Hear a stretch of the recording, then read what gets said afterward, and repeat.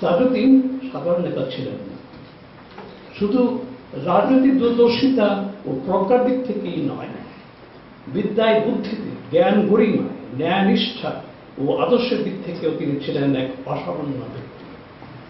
তাঁর ব্যক্তিত্বের প্রাচুর্য ছিল মধ্যাহ্নের সূর্যালোকের মতো পবিত্র। রাজনৈতিক বা অর্থনৈতিক বিষয়ের যে কোনো আলাপ আলোচনা তিনি তথ্য প্রমাণ ও যুক্তির ধারালো অস্ত্র দিয়ে যে কোনো প্রতিপক্ষকে ঘায়েল করে দিতে পারতেন। পাকিস্তানের সাবেক প্রধানমন্ত্রী, বাংলাদেশের মুক্তি সংগ্রামের প্রধান শত্রু জুলফিকার আলী ভুট্টো একবার মন্তব্য করেছিলেন, আলোচনা বৈঠকে আমি মুজিবকে ভয় পাই না, ইমোশনাল অ্যাপ্রোচে তাকে কাবু করা যায়, কিন্তু তার পেছনে আইন কবরের চুপচাপ যে নোটোরিয়াস লোকটি বসে থাকে তাকে কাবু করা শক্ত। This Tajuddin, I tell you, will be a problem. আরেকটা উদাহরণ, স্বাধীনতা সংগ্রামে যুক্তরাষ্ট্রের পাকিস্তানপন্থী যুক্তরাষ্ট্রের পাকিস্তানপন্থী ভূমিকা তাজউদ্দিন কোনদিন বলতে পারেননি। তাই দেশ স্বাধীন হওয়ার পর ওয়ার্ল্ড ব্যাংকের গভর্নর রবার্ট ম্যাকনামারা যখন ঢাকাতে এলেন আর্থিক সহায়তার ব্যাপারে খবর নিতে, তাজউদ্দিন সাহেব তাকে কেন পাত্তাই দিলেন। আলোচনা সভাতে ম্যাকনামারা সাহেব তাকে বাংলাদেশের প্রয়োজনীয়তার কথা জিজ্ঞেস করলেন। তখন উপস্থিত সবাইকে বিস্মিত করে দিয়ে তিনি জবাব দিলেন, মিস্টার মিনিস্টার, আমার গরু আর দড়ি দরকার। পাকিস্তান যুদ্ধ বাড়িয়ে দিয়েছে, চাষিরা এদিক ওদিক পালিয়ে গেছে, গরু না হলে চাষি চাষ করবে কিভাবে? আর আমাদের সমস্ত দরিদ্র পাকিস্তানিরা নষ্ট করে ফেলেছে। এখন গরু পেলে গরু বাঁধতে দড়ি দরকার, গরু আর দড়ি না হলে জমিতে চাষ হবে না। সুতরাং আমাদের যা দরকার তা দেওয়ার ক্ষমতা আপনাদের আছে কিনা আমার সন্দেহ। এমনই তেজি মানুষ ছিলেন আমাদের তাজউদ্দিন আহমেদ। শেষ পর্যন্ত কিন্তু রবার্ট ম্যাকনামারাও তাজউদ্দিনের ভক্ত হয়ে উঠেছিলেন। এক সময় এমন মন্তব্য করেছিলেন যে তাজউদ্দিন হলেন উন্নয়নশীল এবং অনুন্নত বিশ্বের শ্রেষ্ঠ অর্থমন্ত্রী। তাজউদ্দিন আহমেদের ন্যায়পরায়ণতা উদার মনের একটা উদাহরণ দিই। একবার এক পদস্থ অফিসারের পদোন্নতির সুপারিশ সহ একটা ফাইল পেশ করা হয় তার অনুমোদনের জন্য। যোগ্যতার দিক থেকে লোকটার রেকর্ড ছিল একেবারে নিখুঁত। শুধু মুক্তিযুদ্ধের সময়কালে তার ভূমিকা নিয়ে ছোট্ট একটা প্রশ্ন তোলা হয়েছিল এক জায়গায়। তাজউদ্দিন সাহেব ভালো করে পরীক্ষা করলেন ফাইলটা, লোকটাকে চিনলেন। সেই একই লোক যে তার স্ত্রী এবং কন্যাদের চরম বিপদের মুখে ফেলে গা ঢাকা দিয়েছিলেন 25শে মার্চের করাল রাতে। তার প্রতিশোধ তিনি অনায়াসে নিতে পারতেন সে সময়, অন্যান্য মন্ত্রীরা হলে হয়তো নিতেন, কিন্তু তাজউদ্দিন ছিলেন ব্যক্তিগত শোধ প্রতিশোধের ঊর্ধ্বে। লোকটার যোগ্যতা আছে, পদোন্নতি তার প্রাপ্য, সুতরাং অতীতে যাই করে থাকুক তার প্রাপ্য জিনিস তাকে দিতেই হবে। এই নীতি আদর্শ তিনি আগাগোড়া পালন করেছেন জীবনের প্রতিটি ক্ষেত্রে। তাজউদ্দিন সম্বন্ধে একটা বদ্ধমূল ধারণা সৃষ্টি করে হয়েছিল আমার অনেকের মনে, তিনি ভীষণ ভারত ঘেঁষা, ভারতের তাবেদার।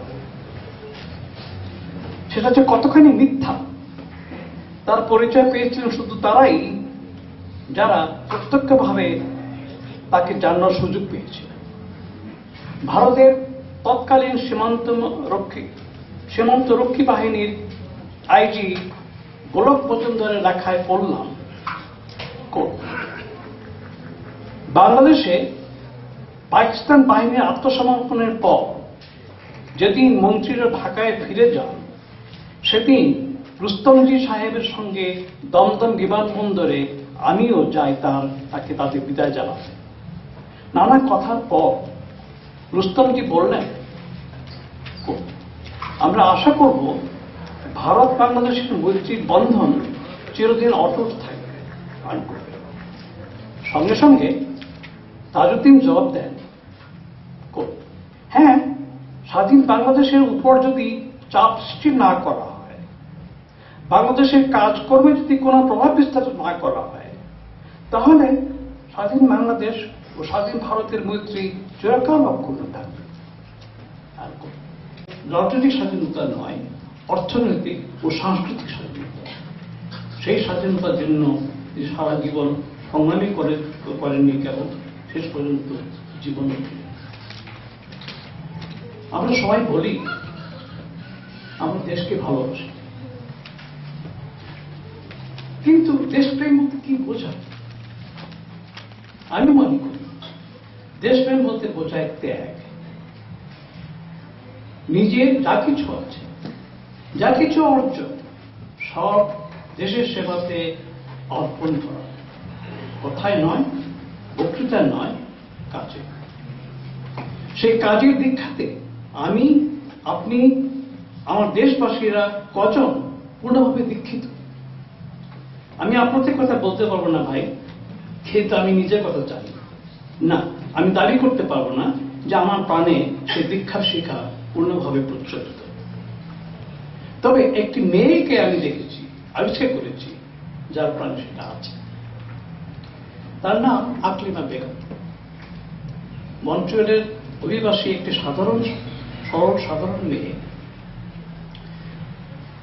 যার কোনো ডিগ্রি নেই, যার স্বামী কোনো বড় চাকরি করেন না, যে সারা রাত ওয়ালমার্টে গুদাম ঘরে মাল তোলার নামে করে জীবিকা অর্জন করে, যে কোনোদিন অশুদ্ধ পায়ে অর্থ উপার্জন করেনি, ট্যাক্স ফাঁকি দেয়নি, কাউকে ঠকাবার চেষ্টা করেনি, যে নিজের চেষ্টায় গাড়ি চালানো শিখেছে, ইংরেজি এবং ফরাসি ভাষা শিখেছে, এবং যে তার অবসর সময় অতিবাহিত করে পড়াশোনায়।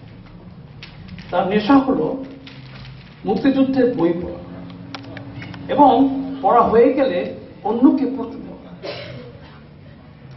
সেভাবেই আমার সঙ্গে ওর পরিচয়।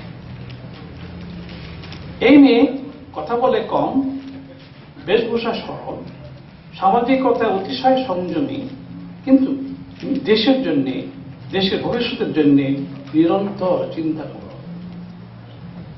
তাজউদ্দিনের জীবন সম্বন্ধে আমার এই যে নবজাত আগ্রহ, তার মূলে রয়েছে এই মেয়েটির উদ্দীপনা। তার সম্বন্ধে যা কিছু পড়াশোনা করেছি আমি, তার সবটাই আকলিমা কাছ থেকে ধার করা। তাজউদ্দিনের উপর ওর যে জ্ঞান, তার একাংশ জ্ঞান আমার নেই। ওর কাছ থেকে আমি প্রেরণা পেয়েছি যে শুধু জ্ঞানই যথেষ্ট নয়, শুধু কথাই যথেষ্ট নয়, তাজউদ্দিনকে এবং তার জীবন আদর্শকে পরবর্তী প্রজন্মের কাছে উপস্থিত করানোর একটা পন্থাও বের করতে হবে।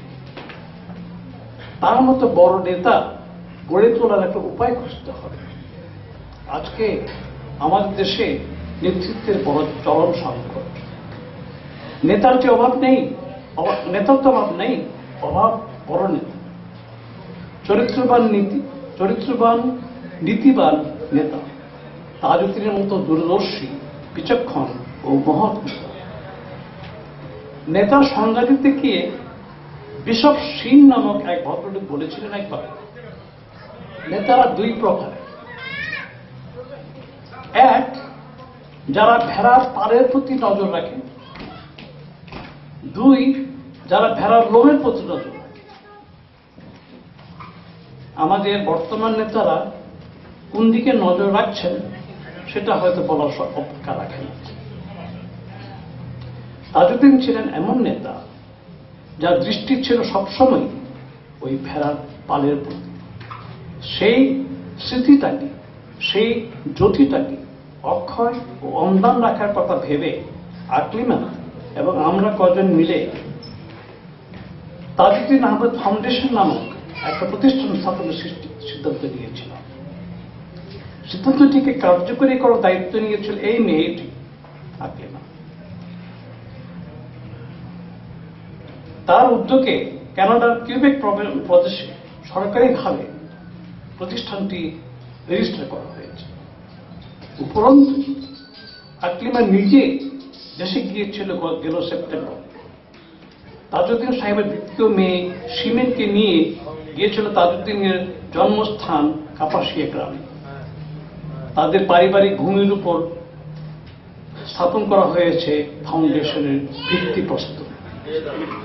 ভবিষ্যতে এই ফাউন্ডেশনের সাহায্যে গড়ে উঠবে একটি উচ্চমানের প্রতিষ্ঠান, খানিকটা ভারতের আইআইটি ছাদে, যার নাম হবে Tajuddin Ahmed institute of democracy and freedom.